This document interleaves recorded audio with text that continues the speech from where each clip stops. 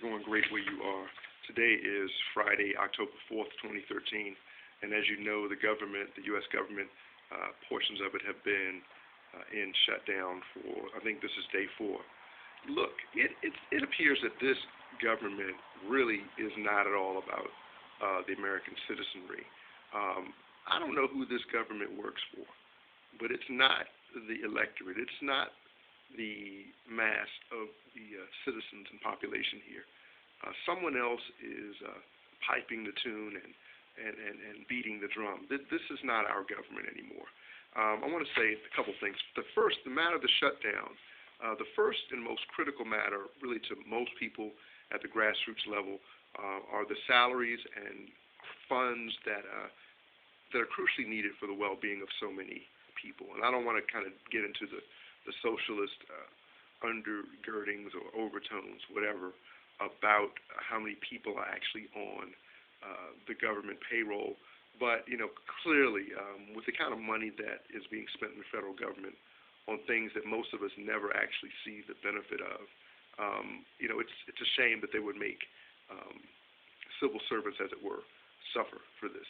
All the people and all the contingents that are being used as pawns on the board just brings to mind the fact that this is nothing more than a chess game. This is the game of Monopoly or Easy Money or something from back in the 60s or the 70s. This is pretty disgusting stuff. And the other thing that I want to say before I conclude this little video is that this stalemate is actually pretty stupid because of the consequences, potential consequences.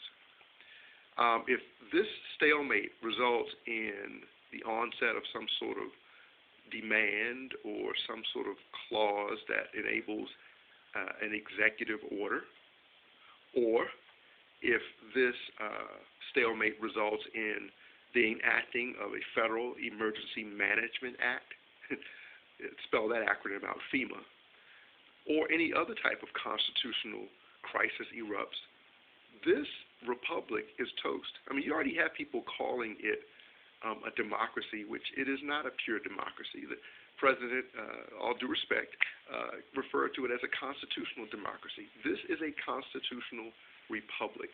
We have representatives, and these people that we send to these various offices, they're not our leaders as much as they are our representatives. I am so sick and tired, in a matter of speaking, of hearing them being referred to as our leaders. Listen, as long as we vote them in and we give them the power that they have, they're not leading us, we're leading them. And we need to remember that. At any rate, I have some other thoughts, but I don't want to ramble, but I just wanted to throw this out there and have you guys talk about this and chime back in. But yeah, if this generates an executive order, or if this generates Federal Emergency Management action, or some other kind of constitutional crisis, then that's going to serve as precedent law. And of course, once the Supreme Court gets a hold of precedent law, they'll stretch, a base hit into a home run every time. So we need to be aware of this and keep your representatives accountable. If you don't want the government to go back to work, your neighbors may not like it, and I can't say that I like it. I can't say it's the right thing to do. But have them understand where the line needs to be drawn. The line doesn't need to be drawn around parks and salaries and NIH research. Those things need to go on. But it's the other rampant abuse of power at all levels of government that need to be checked and need to be balanced. All right, let's get on this. Let's stay on this. We got to be light and salt in this earth while we're still here. God bless. Bye bye.